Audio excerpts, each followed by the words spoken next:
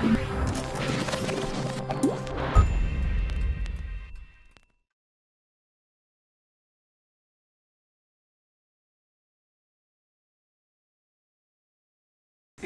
bonjour à tous. Donc, moi, je suis Jérôme Lafont et je travaille dans le département de biologie. Et donc, j'interviens dans l'UE de biologie cellulaire qui est intitulée La cellule à l'organisme, qui est donc organisée par Dominique Basse. Et je vais vous présenter quelques actions qu'on a essayé de mettre en œuvre pour stimuler un petit peu l'implication des étudiants. Et ce, avec l'aide d'ICAP, suite à des appels à projets, que ce soit BQF ou les appels à projets TIS. Donc on a mis en place ces 2 dernières années. Alors pour vous situer un petit peu le contexte, le public concerné est composé d'environ 450 étudiants et on est confronté à des étudiants qui sont relativement passifs, que ce soit en cours ou en TD. Beaucoup d'étudiants qui travaillent peu finalement en dehors des horaires d'enseignement, sûrement parce qu'il y a beaucoup d'étudiants qui finalement subissent un petit peu leur scolarité, qui n'ont pas été reçus en PACES, qui n'ont pas été acceptés en UT, donc qui reviennent en SVT un petit peu de façon subie, donc il faut arriver à les remotiver, à les remobiliser. Bon, il y a bien sûr aussi cette fameuse génération Y dont on nous parle et qu'il faut essayer un petit peu d'apprivoiser avec les outils existants aujourd'hui. C'est la Z maintenant qui arrive. Ah, pardon.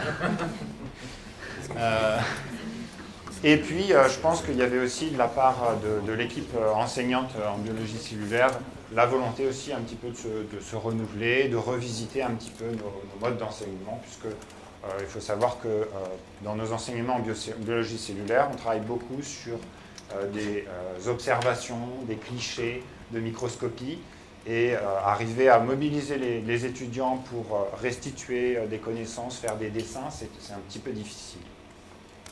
Donc on a essayé de travailler sur 2 aspects.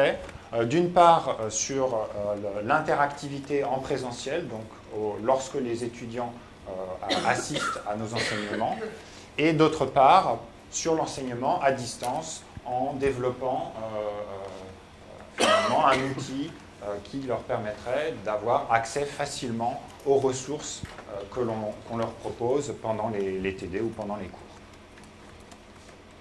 Donc voici une première technique qu'on a essayé de développer, qu'on a appelée la technique des petits papiers, qui consiste, au moment des cours magistraux, à laisser des petits bouts de feuilles blanches que l'on distribue en début de cours aux étudiants, de façon à ce qu'ils puissent répondre finalement à ces 3 questions et laisser ainsi un petit message à l'enseignant, donc qu'il restitue à la fin de la séance de cours, de façon à ce que l'enseignant puisse, à la lecture de ces commentaires, rebondir et commencer le cours suivant en fonction donc du ressenti et des remarques des étudiants. Une autre technique que l'on a utilisée consistait à l'utilisation de boîtiers de vote, donc qui sont des petits boîtiers qui permettent aux étudiants de répondre à une question sous forme de QCM relativement simple et basique, qu'on peut intégrer très facilement dans notre présentation PowerPoint. Et donc, l'étudiant va répondre de façon individuelle par l'intermédiaire de ce petit boîtier.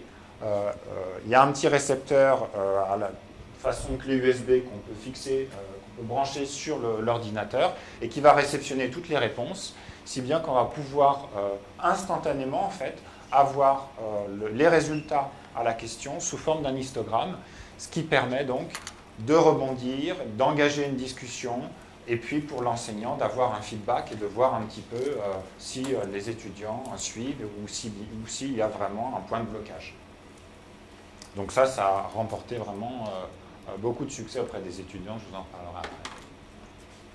Donc voilà l'exemple, on n'a pas pris malheureusement les petits boîtiers. Grosso modo, le but est juste de vous montrer qu'on propose un petit questionnaire très simple et on a tout de suite, dans la foulée, en appuyant sur la touche Entrée, les réponses à la question une fois qu'on a attendu les 2 minutes de réflexion pour les étudiants. Une troisième technique qu'on a essayé de développer, c'était de finalement éviter de laisser les étudiants travailler de façon individuellement pendant les TD et de les obliger à travailler en petits groupes. Et c'était particulièrement intéressant au premier semestre, puisque au premier semestre, souvent les étudiants ne se connaissent pas encore entre eux, les promotions sont quand même très grandes, et donc ça permet un petit peu de casser l'anonymat. Donc tout simplement, autour des problématiques qu'on pose à nos étudiants au cours des TD ou des TP, c'est-à-dire des dessins d'observation à réaliser à partir d'un cliché ou à partir d'observations au microscope, eh bien en fait on va les faire réfléchir par petits groupes.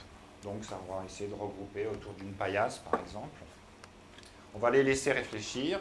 L'enseignant va se déplacer dans les rangs et à la suite des 10 ou 15 minutes de réflexion, eh bien, il va y avoir en fait 2 étudiants qui vont représenter un groupe, qui vont passer au tableau et qui vont restituer leurs observations.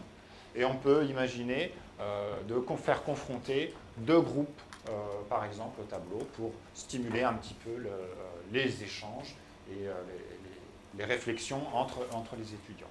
Et puis après, on peut là aussi rebondir et faire communiquer les étudiants entre eux pour discuter sur les résultats qui sont proposés au tableau.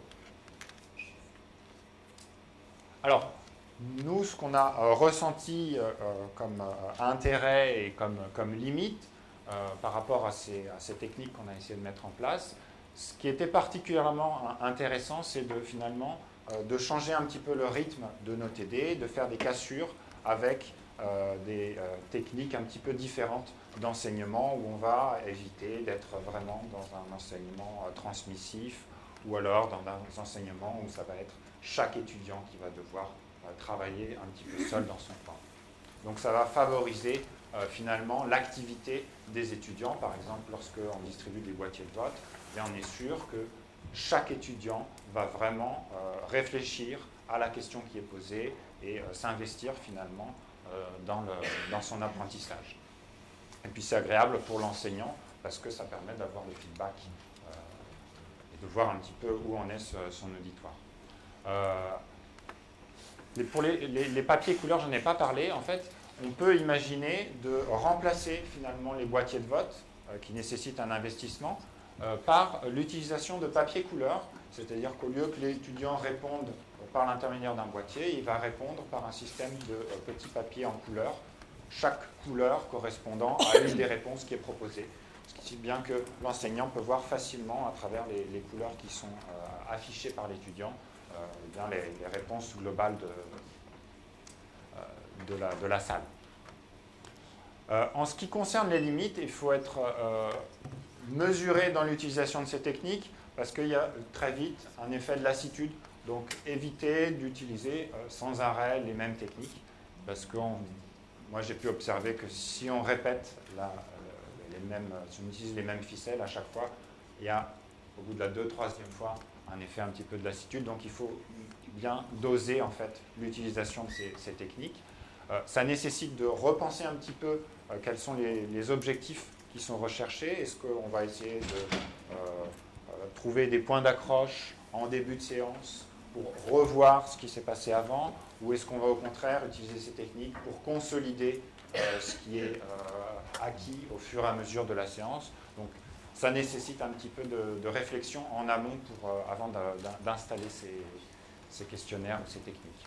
Et puis il y a le problème du temps.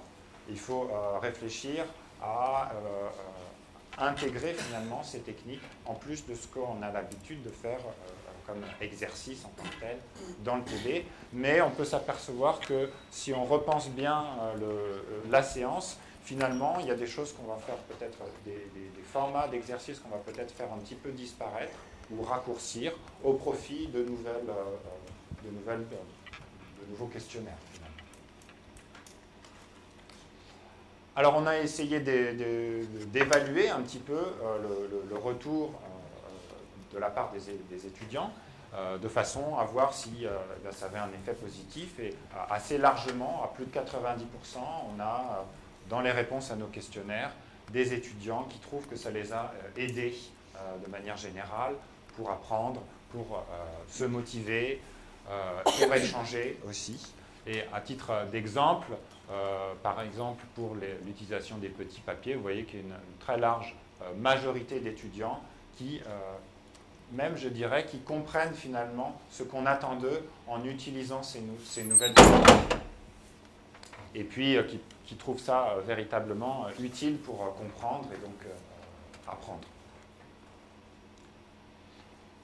L'autre axe sur lequel on a travaillé a porté sur le développement d'un site web.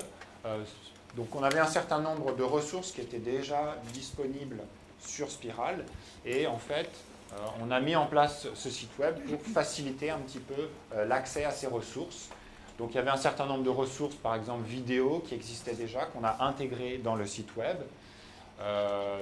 Tout un tas de questionnaires donc, qui sont construits autour de clichés de microscopie qui sont à légender. Donc, vous en avez par exemple ici une illustration. Tout simplement, ils doivent retrouver les légendes. Donc ça fait appel à leur connaissance de la cellule et des différents constituants cellulaires. Donc ça leur permet de s'auto-évaluer. Plus récemment, on a essayé de mettre en place une série de questionnaires qui vont suivre le déroulement des séances de TP au long du semestre, de façon à favoriser finalement le travail en continu des étudiants et à favoriser leur auto-évaluation pour qu'ils puissent se situer vis-à-vis de l'apprentissage, vis-à-vis de l'enseignement. Donc on a construit un certain nombre on est en train même de construire un certain nombre de questionnaires. On a également, grâce à l'aide technique importante d'ICAP, développé un site web, un jeu interactif, pardon. Sur ce jeu interactif, on a essayé de redessiner une cellule et de façon à trouver un moyen un petit peu plus ludique pour l'étudiant d'apprendre et de connaître, de reconnaître les constituants cellulaires. Et ça a été relativement compliqué, ça a pris un petit peu de temps. Et cette année, on est en train d'améliorer à la fois l'ergonomie et puis aussi les fonctionnalités de ce jeu de façon à ce que les étudiants puissent y trouver le meilleur usage. Là aussi, on a évalué l'impact de ce site web et on a observé, on peut suivre grâce aux outils de Spiral la fréquentation de ce site.